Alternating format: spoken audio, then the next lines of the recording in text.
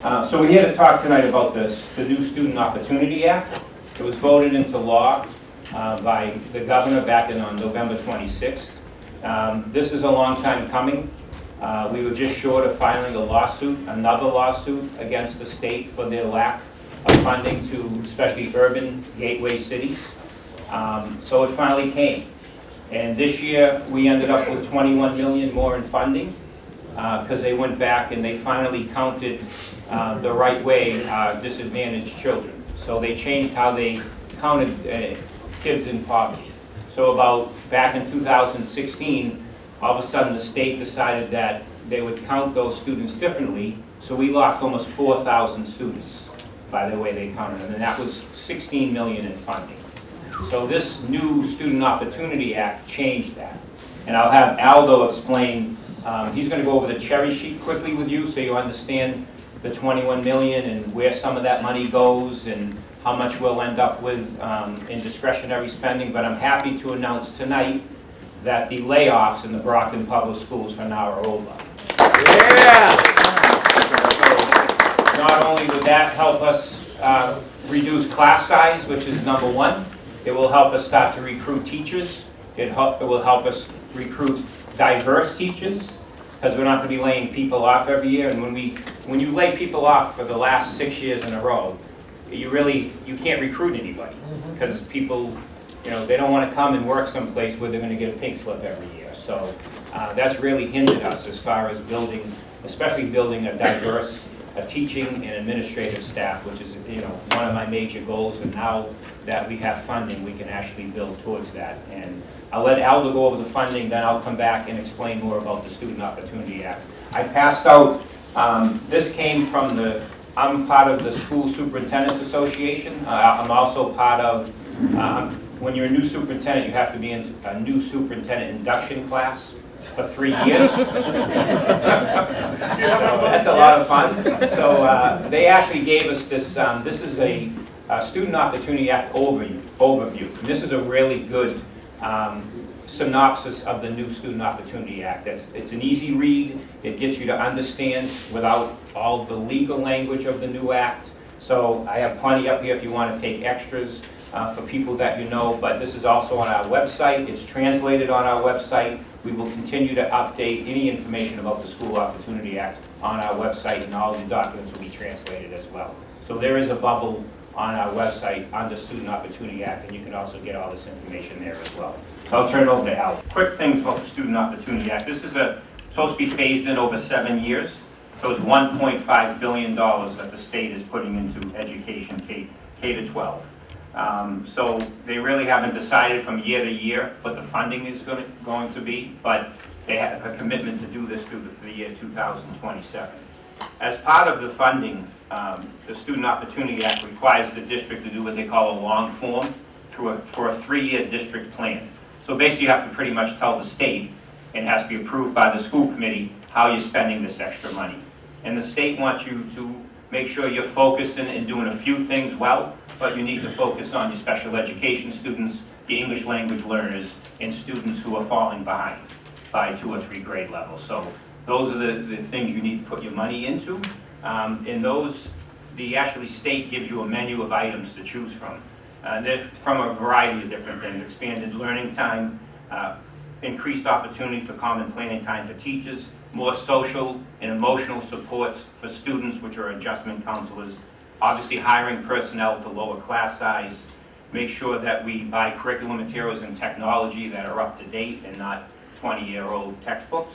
You're supposed to expand early pre-K programs, which we need to do because obviously we changed our start date for our kindergarten students. So bringing diversity to the education workforce along with administrators, and then developing additional pathways to strengthen the college and career. We've done a lot to try to get our kids ready for college, but we've fallen behind getting those kids who aren't going to college ready for careers that nowadays are paying a lot of money, and we're not preparing our students for those opportunities. So there's money there for that.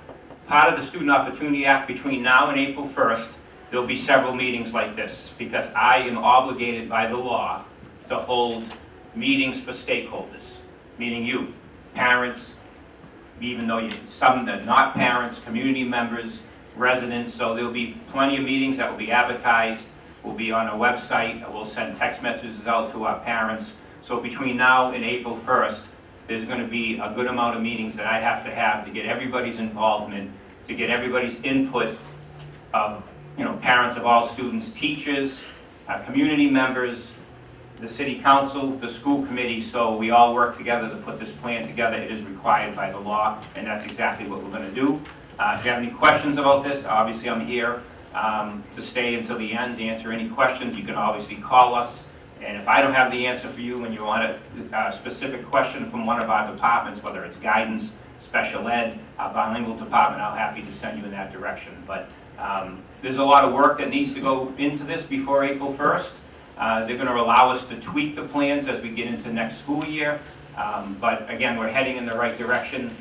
For now, the layoffs are over and we can start focusing on what we need to do to educate our students. So I appreciate everybody being here, and again, I'll be here to answer any questions as well. Right? And I thank the councilors at large for having me here tonight. I also want to thank the other city councilors here and Mayor Sullivan for always, again, their support of the Brockton Public Schools. That's never been in question, so we really appreciate that. So. Thank you. Good evening. So as the superintendent was saying, we were on the verge of filing a lawsuit. And the reason being is that the urban districts, such as Brockton, Lawrence, Springfield, Fall River, our student makeup is a lot more poor than the suburban districts. So the way the formula had been working over the years, it had been failing in covering not only the urban districts, but everyone as far as health insurance costs. They never kept up with what it needed to keep up with. Special education costs, the same thing, it didn't keep up with the rising costs to all the districts. But out of those two factors, everybody benefited in the state. But the other two factors were low-income students and English language learners. Those were primarily the gateway cities. Again, the Brockton, the Fall River, the Worcesters, the Springfields. That was the area that we weren't being properly funded in. So about 4 years ago, they changed the formula to where we lost a lot of the funding that went towards the low-income students. So as the superintendent said, we lost $16 million. The state put out a commission to review and find out what the problem was, where it was. They got their recommendations on what to do, but the state had been failing for over 4 years to act on this. That's what led us to get together with Worcester and New Bedford to begin filing a lawsuit. We had law firms that were going to do this pro bono for us. So literally shortly before we came out with it, they came out with their plan. And their plan was to begin to phase in over a period of 7 years the funding to properly meet everyone's needs. So for the suburbs, it was a little bit of money. For the urbans, it was a lot of money. So they, at that point, did the first year, which is FY21, which will begin next July 1st. We're seeing an increase of $21 million, and a big chunk of that is primarily because they are now giving us the funding for our lower income students that they had taken away. They had taken it away simply because years ago we did lunch applications, and they based the number of lower income students from your free and reduced lunch applications. They went to a new system where they simply took our student database, compared it to the food stamp and the mass health databases. Any students that matched up, they counted. Any students that didn't, they did not count. So, as the superintendent said, we lost over 4,000 students, $16 million. Brockton, as we always do, began the fight. And we took the fight all the way to the State House. We brought buses of children in there. We attended meetings there. We met with the Speaker of the House. We met with the Senate President. We met with the Lieutenant Governor. And we fought this issue. And so they have now come and they've basically looked at correcting the formula. It's not 100% perfect, but it's a big step in our direction. We hope that funding continues year to year, but over a period of 7 years, we should continually see an increase, enough of an increase that, as the superintendent said, we hopefully have no more layoffs. So we are now going to begin building our budget on that.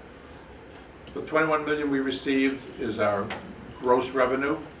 What will happen is they'll back out any costs for charter schools, because we have students who go to charter schools.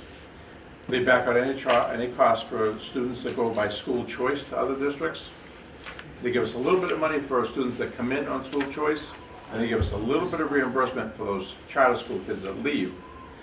Either way, we're gonna, from that $21 million, we will end up around $19 million available to spend on the system. I have about 12 million in costs that I've been carrying year to year on things that we've put off. So once we back out the 12 million to move forward next year, we have almost $8 million to begin rebuilding the district with next year. It's actually a pretty good amount of money because we're in pretty good shape across the district as far as the number of students in a classroom. But the superintendent's going to work at bringing those numbers down to have class size that's controllable. He's going to look at bringing in a lot of specialty positions such as student adjustment counselors and counselors to work with our kids. And at the same time, we want to bring back computers. We want to bring back new books, which we haven't had in years. We'll begin to phase that all in over the year. So the Student Opportunity Act requires us to do a lengthy report that's due by April 1st on how we're going to expend these funds. So we're working day and night trying to get that report done because we just got it last week, the outline, and it's due April 1st. So we'll be putting that plan together and giving that to the state on how we plan on spending these additional funds. And then going forward, we'll follow that plan and we should see success in our system.